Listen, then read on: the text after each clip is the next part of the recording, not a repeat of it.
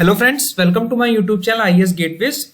इस वीडियो में हम लोग इंडियन स्टैंडर्ड 7861 पार्ट 2 के जो कोडल प्रोविजंस है पर्टेनिंग टू जो stripping time for form work है वो गाइडलाइंस यहाँ पर डिस्कस करेंगे। ये इंपॉर्टेंट इसलिए है बिकॉज इसकी गाइडलाइन स्लाइटली हमारी आईएएस 456 से अलग है, अलग इन द कॉन्टेक्स्ट, सिचुएशनली अलग है, रिक्वायरमेंट्स अलग हैं। इस वजह से जो स्ट्रिपिंग टाइम है वो हमारा अलग है एज पर आईएएस 456 में जो हमारे प्रोविजंस दिए हुए हैं। ठीक है, तो स्पेसिफिकली अभी रिसेंटली जो एग्जाम हुए थे उसमें इस टॉपिक से कई क्वेश्चंस पूछे गए डिफरेंट एग्जाम्स में। सो जो फील्ड इंजीनियर्स हैं और जो स्टूडेंट्स हैं जो कंपटीशन की प्रिपरेशन कर रहे हैं उनके अंडरस्टैंडिंग के लिए ये वीडियो बहुत हेल्पफुल है। सो सबसे पहले जो यहाँ पर आईएएस 7861 है ये हमारा एक्सट्रीम वेदर कंक्रीटिंग यानी जो पार्ट 2 है वो कोल्ड वेदर कंक्रीटिंग के स्पेसिफिकेशन से डील करता है कि आप जब कोल्ड वेदर कंक्रीटिंग कर रहे हैं तो आपको क्या प्रोविजंस फील्ड में इंश्योर करने हैं। ठीक है, तो यहां पर हम कंसंट्रेट करेंगे minimum time limits for stripping form work to normal structural concrete when the member is carrying only its own weight, यानी खुद का सेल्फ वेट में अपना मेंबर कैरी कर रहा है, कोई एडिशनल लोड उस पर नहीं पड़ रहा है, लाइव लोड वगैरह कुछ भी नहीं है, सेल्फ इम्पोज लोड है। ठीक है, और जो ये 7861 है ये हमारा रीअफर्म हुआ है 2021 में। ठीक है, सो वीडियो को स्टार्ट करने से पहले मैं आपको कुछ इससे रिलेटेड जो ऑलरेडी वीडियोस अवेलेबल है आईएएस गेटवेज के प्लेटफॉर्म पे वो बता देता हूं आपको कि जो आपका आईएएस 456 अमेंडमेंट 5 जो लेटेस्ट प्रोविजंस है इंडियन स्टैंडर्ड आईएएस 456 के अकॉर्डिंग जो हमारी शटरिंग है उसको रिमूव करने के लिए आपको कितना टाइम रखना है। फ्रेशली जब आप कास्टिंग कर रहे हो कंक्रीट की, उसके बाद जो आपने शटरिंग लगाई साथ में, उनको रिमूव करने के लिए जो आपको टाइम लगेगा वो आपके लेटेस्ट अमेंडमेंट 5 में दिया है आईएएस 456। इसका लिंक मैंने यहां पर दिया है, आप इसे रेफर कर सकते हो तो आप इस वीडियो को ज्यादा अच्छे से समझ और कोरिलेट कर पाओगे। और डिटेल्ड एक्सप्लेनेशन के लिए आईएएस 456 के जो कोडल प्रोविजंस हैं जो कि पार्ट 16 में मैंने कवर किए थे वो आप रेफर कर सकते हो इस वाले लिंक पे। ठीक है, इन दोनों लिंक्स को देखने के बाद आप अगर इस वीडियो को देखेंगे तो यू विल बी अप्रिशिएट कि हमारे डिफरेंसेस कहां पर आ रहे हैं, कैसे आ रहे हैं और हमारे जो एज अ होल जो प्रोविजंस हैं वो क्या हैं पर्टेनिंग टू स्ट्रिपिंग टाइम। तो जस्ट मैं आपको रिकॉल करा देता हूं कि जो आईएएस 456 में जो हमने रिकमेंडेशंस पढ़ी थी स्ट्रिपिंग टाइम मैंने आपको बताया था कि वो टाइम है जितने टाइम में हम अपनी जो शटरिंग है जिसको हम फॉर्म वर्क भी बोल रहे हैं उसको हम रिमूव कर देते हैं। कब रिमूव करेंगे उसके लिए हमारा जो आईएएस 456 की जो रिकमेंडेशन है वो क्लॉज 11.3 में दी हुई है। 11.3 में जो स्ट्रिपिंग टाइम है फॉर्म वर्क को रिमूव करने के लिए वहां पर जो गाइडिंग फैक्टर है वो मैंने आपको बताया था, वो गाइडिंग फैक्टर है strength criteria. Strength criteria, this was the guiding criteria for removal of formwork. ठीक है, जिसमें यह कहा गया था कि एटलीस्ट हमारी जो कंक्रीट है वो इतना स्ट्रेंथ गेन कर ले, at least twice the stress to which the concrete में be subjected at the time of removal of formwork. ठीक है, अब जब 11.3.1 क्लॉज आप जब पढ़ेंगे तो आपको ये पता चलेगा कि जो ये रिक्वायरमेंट्स दी थी, जो ये आपके प्रोविजंस दिए हुए the form work removal time, इसको एफआरटी भी बोलते हैं, फॉर्म वर्क रिमूवल टाइम बोल सकते हैं, डी शटरिंग टाइम बोल सकते हैं या स्ट्रिपिंग टाइम बोल सकते हैं, ये तीनों एक ही नाम है। तो ये जो टाइम पीरियड आपको दिया हुआ था कोड में, minimum period before striking form work, ये हमारा किन कंडीशंस में एप्लीकेबल था? ये कंडीशन तब थी नॉर्मल सर्कमस्टेंसेस में है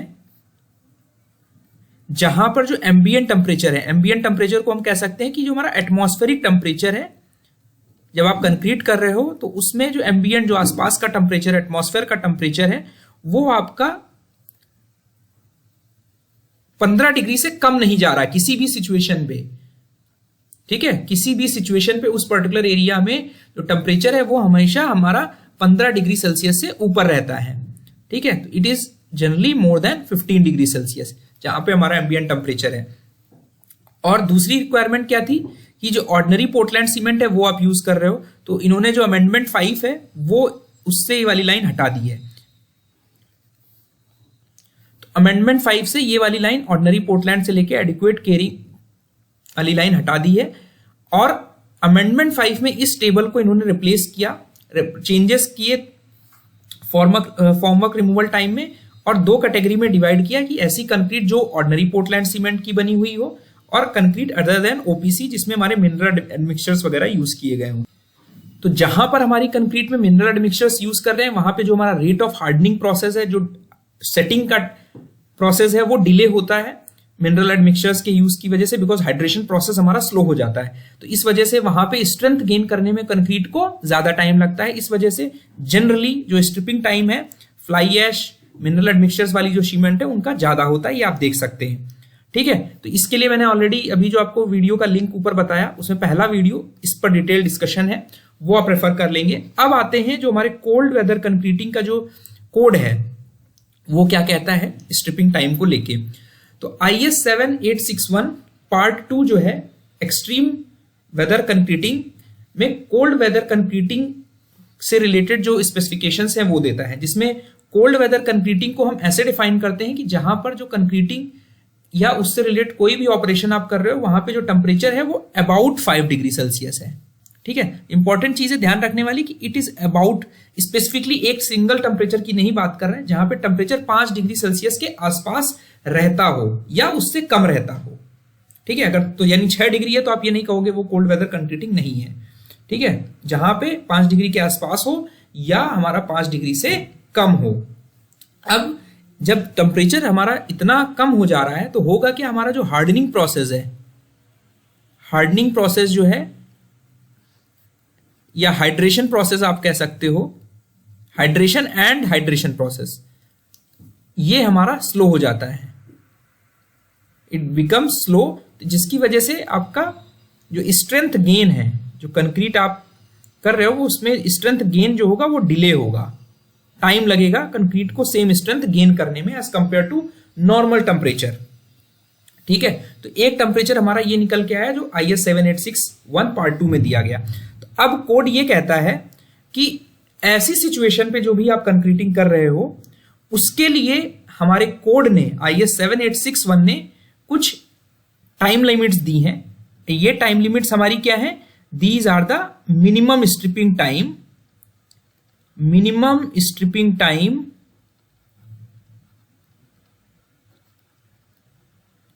ठीक है, मिनिमम स्ट्रिपिंग टाइम है, और ये टाइम जो है, टाइम लाइंस जो है ये जनरल गाइडेंस के लिए है। ठीक है, इंपॉर्टेंट चीज है कि जनरल गाइडलाइन जहां पर आप कंक्रीट के क्यूब के टेस्ट अवेलेबल नहीं है, आपका जो टेम्परेचर है वो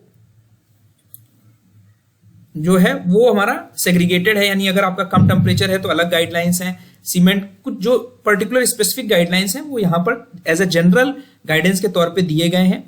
फिर एक लाइन ये लिखता है कि when cubes have been stored, जहां पर क्यूब्स लिए गए हैं कंक्रीट के एक्चुअल साइट कंडीशंस के बेसिस पे, they can be used to confirm whether concrete has attend the necessary strength to allow the safe removal of formwork as per clause 10.3 of IS 456 1978। Because ये पुराना code है, अभी 2021 में reaffirm हालांकि किया गया है, तो जो IS 456 का लेटेस्ट अमेंडमेंट है उसको ये रेफर कर रहा है, and this clause is now 11.3 clause amendment 5 of 456 हमारा सेफ रिमूवल ऑफ फॉर्मवर्क, जहां पे स्ट्रेंथ क्राइटेरिया हमारा गाइडिंग फैक्टर है, जो कि मैंने आपको ऑलरेडी एक्सप्लेन किया। जो IS 456 के प्रोविजंस है that are specifically based on the strength criteria for removal of formwork, की कंक्रीट सफिशिएंट स्ट्रेंथ गेन कर रही है।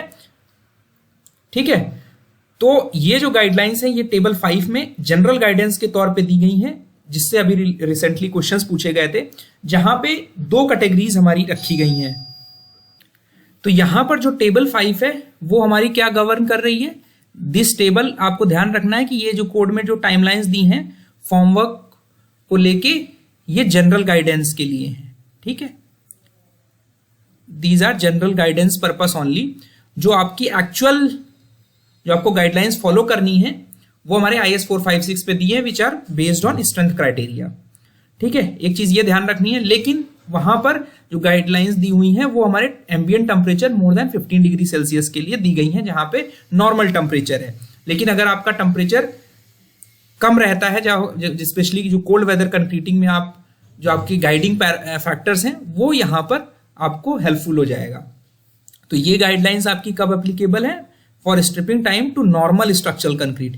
यानी ऐसा नहीं है आप इसे हाई स्ट्रेंथ कंक्रीट के लिए यूज कर सकते हो, ये नॉर्मल स्ट्रक्चरल कंक्रीट के लिए है। जब मेंबर जो है, चाहे बीम हो, चाहे कॉलम हो या स्लैब हो, वो अपना खुद का वेट कैरी कर रहा है, इस पर कोई एडिशनल लाइव लोड्स वगैरह नहीं आ रहे हैं, ये तभी अप्लीकेबल है। ठीक है, अदरवाइज आपकी रिक्वायरमेंट्स चेंज हो जाएंगी। आपका जो फॉर्मवर्क रिमूवल टाइम है, अगर वेट के अलावा आप लाइव लोड कंसीडर करोगे तो आपको और स्ट्रेंथ गेन करनी पड़ेगी, जिसकी वजह से आपको फॉर्मवर्क और देर तक आपको रखना पड़ेगा अपने स्ट्रक्चर में। तो यहां पर दो केसेस हैं। पहला केस है ओपीसी, जैसा कि हमारा IS 456 में भी दिया है। दूसरा अदर देन ओपीसी, यहां पे कंक्रीट स्पेसिफिकली मेंशन कर दिया है कि जो आपकी सीमेंट है वो rapid hardening Portland cement concrete है, यानी RHPC बोल सकते हैं, रैपिड हार्डनिंग पोर्टलैंड सीमेंट।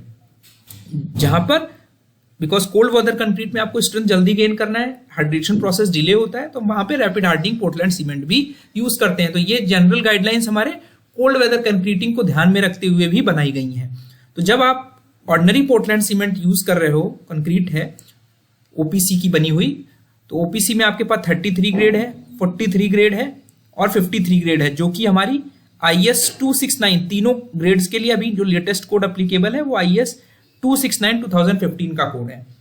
तो यहां पर दोनों के लिए दो केसेस हैं कि अगर आपकी ओपीसी वाली सीमेंट कंक्रीट है तो पहला केस ये है कि आपका कोल्ड वेदर है, जहां पे एयर का टेम्परेचर यानी एम्बिएंट टेम्परेचर भी बोल सकते हैं, जहां कंक्रीट के आसपास का जो एरिया है या एटमॉस्फेरिक टेम्परेचर जो है वो 3 डिग्री सेल्सियस के आसपास है। ठीक है, 3 degree Celsius, it is not specific कि 3 डिग्री ही होगा, 2 डिग्री है या 4 डिग्री है या 5 डिग्री है, ठीक है, या 1 डिग्री है या माइनस में है, बहुत ज्यादा माइनस में नहीं है। तो इस 3 डिग्री सेल्सियस के रेंज में के आसपास है, तो उस केस में आपके बीम, स्लैब और कॉलम्स के लिए यहां पर स्ट्रिपिंग टाइम दिया है कि जो आपको फॉर्मवर्क है, जो शटरिंग है, वो आपको कितनी देर में रिमूव करनी है।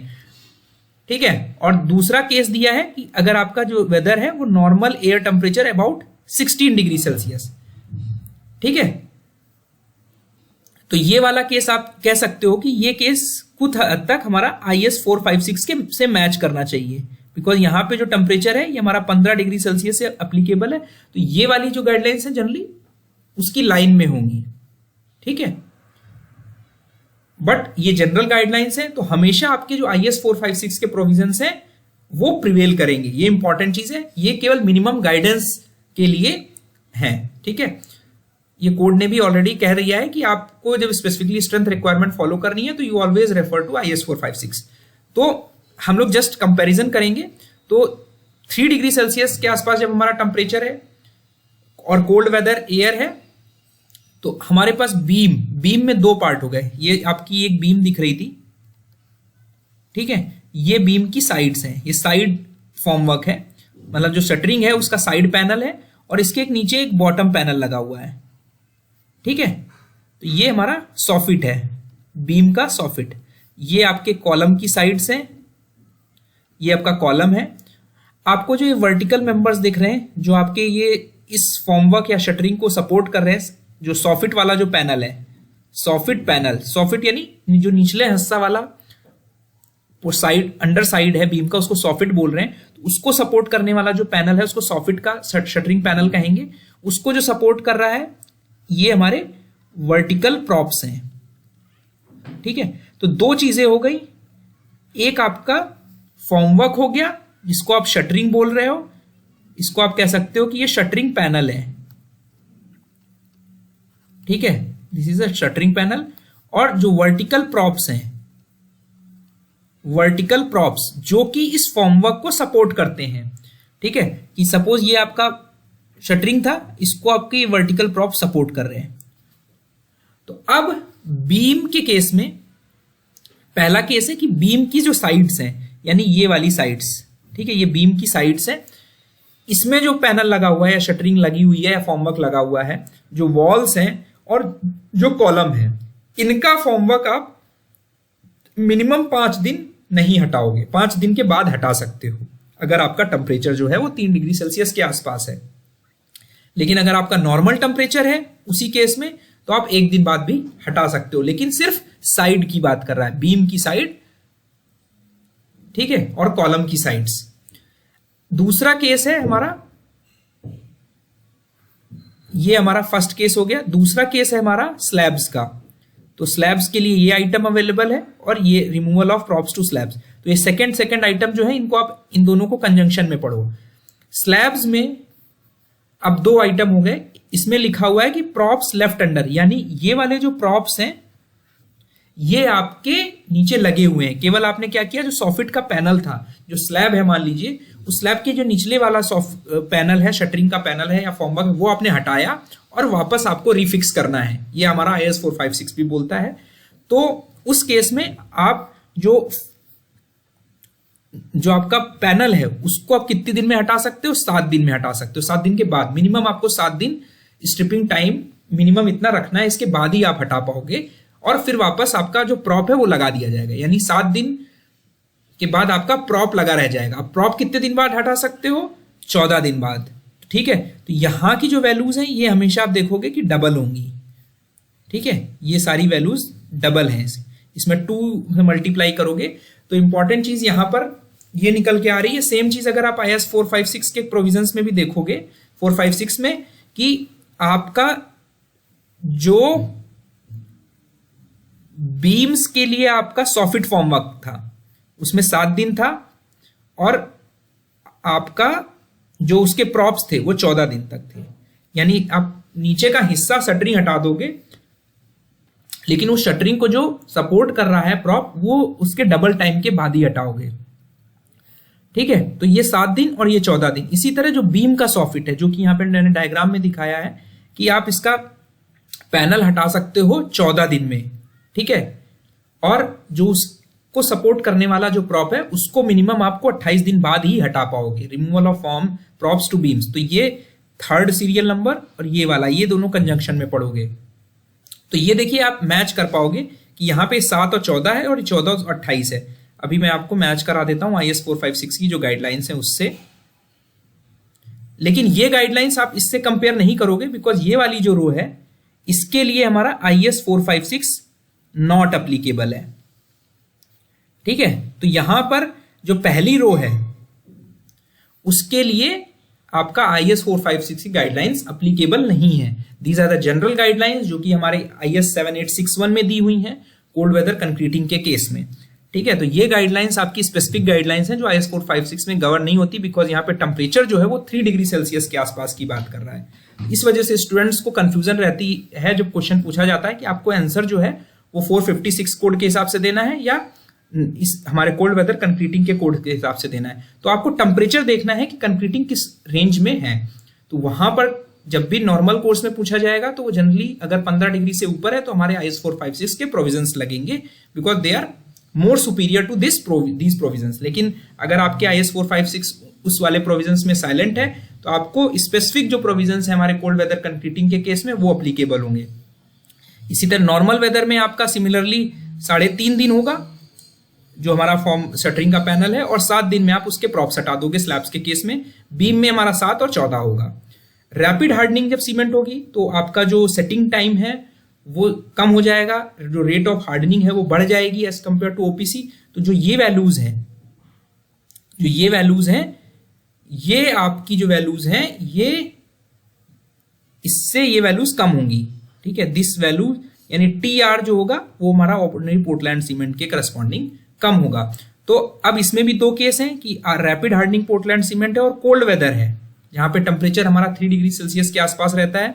तो बीम की जो साइड्स हैं, वॉल्स एंड कॉलम, वो आप 3 दिन के बाद हटा सकते हो उनके फॉर्मवर्क शटरिंग्स। ठीक है, लेकिन जो बीम के सॉफिट है, जो बीम का निचला हिस्सा है, उसमें जो आपकी शटरिंग लगी हुई है उसको आप मिनिमम आपको 8 दिन रखना है और प्रॉप्स मेंटेन करके रिफिक्स कर देने हैं, और प्रॉप्स आप 16 दिन में हटा सकते हो। ठीक है, उसी तरह जो स्लैब्स है 4 दिन में आप बिना प्रॉप हटाए रख सकते हो, और प्रॉप जब हटाना है वो 8 दिन रखना है। इसी तरह नॉर्मल कोर्स में आपका नॉर्मल वेदर है आपका अगर, तो रैपिड हार्डनिंग सीमेंट अगर आप यूज कर रहे हो, यहां पे कोड रैपिड हार्डनिंग की बात नहीं करता। हमारा IS 456 जो है, ये जो प्रोविजंस हैं ये भी हमारे IS 456 से आप मत कंपेयर करिए, बिकॉज यहां पे जो हमारा कोड है वो rapid hardening Portland cement concrete के लिए जनरल गाइडलाइंस नहीं, कोई गाइडलाइन नहीं देता। तो रैपिड हार्डनिंग पोर्टलैंड सीमेंट के लिए आप ये गाइडलाइन फॉलो कर सकते हो। नॉर्मल वेदर एयर टेम्परेचर है 16 डिग्री पे और आप आरएचपीसी यूज कर रहे हो, तो बीम के साइड्स, वॉल्स और कॉलम आप 1 दिन बाद हटा सकते हो। स्लैब के जो शटरिंग है, नीचे वाली हिस्से जो सॉफिट है, स्लैब का नीचे वाला हिस्सा है, वो आप हटा सकते हो 2 दिन बाद, लेकिन आपको प्रॉप वापस रिफिक्स कर देने हैं और प्रॉप्स आप 4 दिन बाद हटा सकते हो।